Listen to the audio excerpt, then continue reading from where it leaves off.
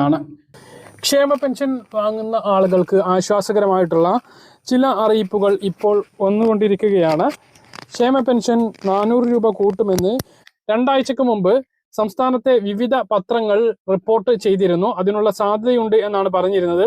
ഇപ്പോൾ ഇന്ന് ഉച്ചയ്ക്ക് ശേഷം പ്രമുഖ വാർത്താ ചാനലുകൾ ക്ഷേമ പെൻഷൻ കൂട്ടുന്നതിന് വേണ്ടിയിട്ടുള്ള നടപടി സർക്കാർ തുടങ്ങിയിട്ടുണ്ട് എന്നുള്ളതാണ് അറിയിച്ചിട്ടുള്ളത്.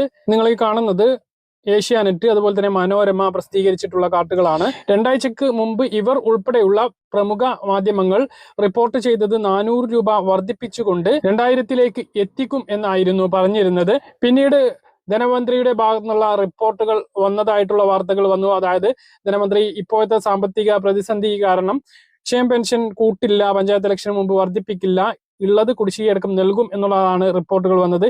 എന്നാൽ ഇന്ന് ഉച്ചയ്ക്ക് ശേഷമാണ് പുതുതായി വീണ്ടും പെൻഷൻ വർദ്ധിപ്പിക്കാൻ